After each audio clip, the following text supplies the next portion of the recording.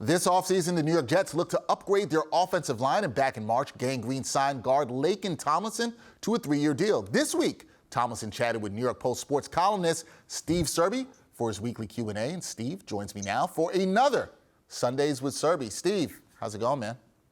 Dex, happy Sunday. Happy Sunday. Sundays are always good to talk to you. Now, Steve, Tomlinson is a former first-round pick, and now he's playing for his third team. So what is his mindset on the field now with the Jets? Well, his mentality, you talk about a transformation from off the field to on the field.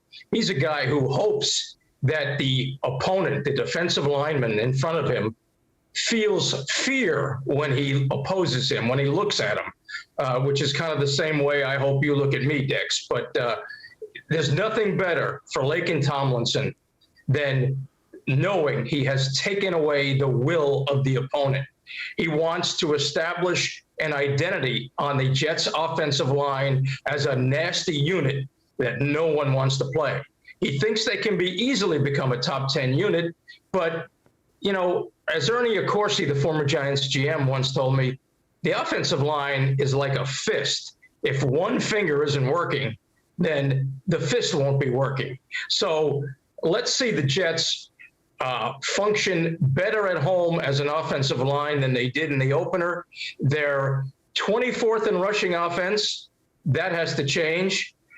Their pass-run ratio is 104-37. That has to change, although Jets fans today will want to see Joe Flacco get the ball to their new star, Garrett Wilson, who broke out in Cleveland last weekend. So that's why the Jets will be able to stay in the game today. If they can establish a run, get the ball to Garrett Wilson, it's going to be a tight game. All right, we'll see what they can do and the offensive line could do. But speaking of that offensive line, the guard, Laken Tomlinson, and Gang Green, they're coming off the big win, as you mentioned, last week in Cleveland. Now, he was part of a team that built a solid culture at his previous stop in San Francisco, Steve. So how does he feel about what the Jets are currently trying to build here? Well, he loves what he sees. He talks about the energy and the vibe in the building and in the locker room. He loves the teammates he's playing with. You know, the Jets have imported veterans with championship or winning pedigree. You're talking about Jordan Whitehead with Tampa Bay. You're talking about, of course, Laken Tomlinson with the 49ers. Quan Alexander with the 49ers, Solomon Thomas with the 49ers, CJ Uzomah with the Bengals last year.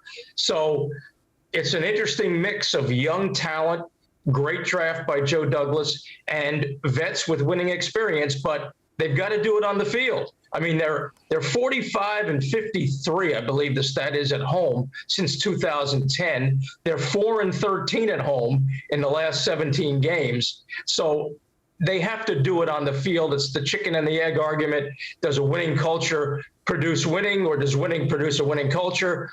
The Jets are not there yet. They're building. They're building through the draft. They're building with selected veterans with winning pedigree. But now they have to win, period. And they need Zach Wilson to be the guy that they think he is and pray he is. Well, Zach Wilson hopefully coming back in a couple of weeks, and he's going to be glad to have Laken Tomlinson on that offensive line. That is Steve Serby, New York Post sports columnist. Check out his Q&A with Jets guard Laken Tomlinson out this week. Steve, thanks for joining me. Good to see you, man.